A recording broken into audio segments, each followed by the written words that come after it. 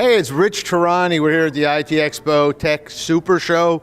It's 2023, February 2023. This is our 40th event. We really appreciate you watching. We're fortunate enough to have Bernard Breton on the program with us. He's with Adaptiv Networks. Bernard, how are you? I'm doing very well. It's a pleasure every year to be here at the ITEXPO. For us Canadians, it's great to be in Fort Lauderdale in the winter. So thank you for the show being back in the winter. Well done. But it's a great show, so we love being here. Thanks for being here. So how many months do you need to quarantine when you get home? None, it's over. No more. You sure? I think they changed it this morning. No, they did not. Well, we're thrilled to have you. I think you might have even made it when they did have quarantines. I think you were one of the Canadians that said, you know what, I'm going to come down, and you did it, and we appreciate it. Yeah, I did it, and I had to quarantine indeed for the first time, yeah. So, well, thanks again thanks for being here. Thanks for being here through really thick and thin. For those people who may not be familiar with your company, tell us what you guys do. Yeah, so we're Adaptiv Networks is a cloud-managed SD-WAN vendor. So we build an SD-WAN solution, which is really designed for, I would call that the mid-market as sort of the target end customer. Those businesses that have a significant amount of network complexity, yet they don't care for that complexity. They don't want it. They just want to do their business.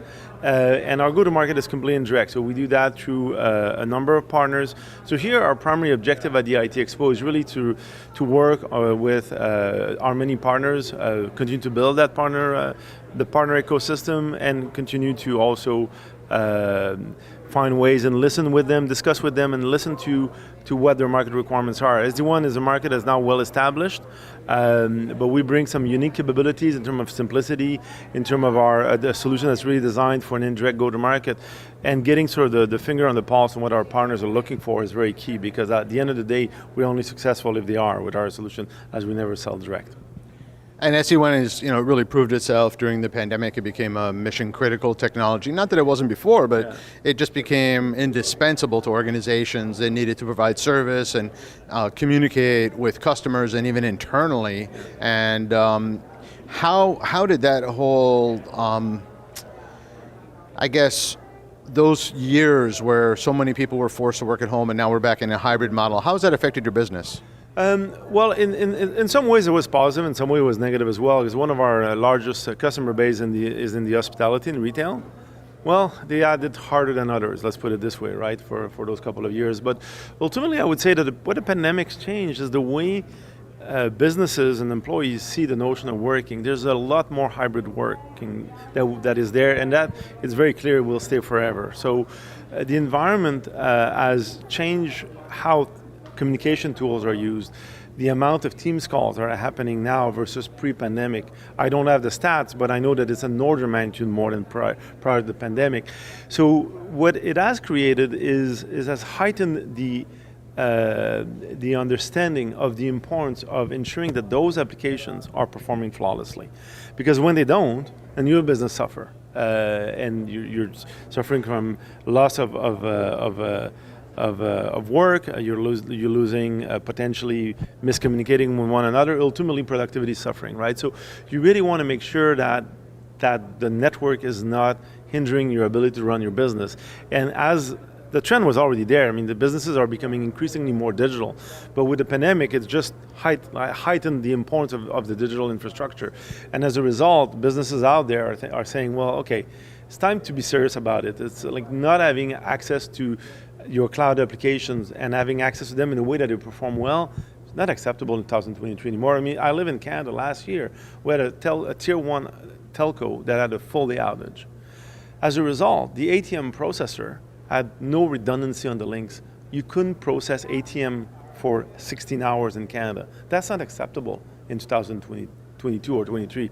So it has really heightened that importance for businesses out there. So I think that it's making SD-WAN even more important. I think it's now understood that if you're anything but a very, very small business, if you don't have an SD-WAN plan, you probably should think twice, because you're behind.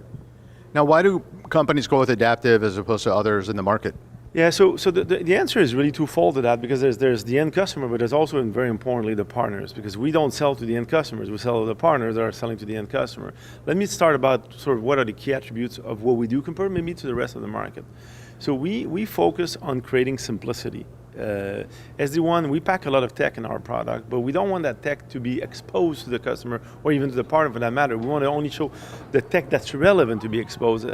And consequently, we've designed a solution that is as frictionless and as simple to use as possible while providing amazing capabilities in terms of the general expectation that you would have in terms of network quality for SD-WAN. Now, that's mostly for the customers, but that's true for the partner as well. I think for the partner, there's an aspect that's very unique with our solution, is the fact that we have an environment that's designed for the partner.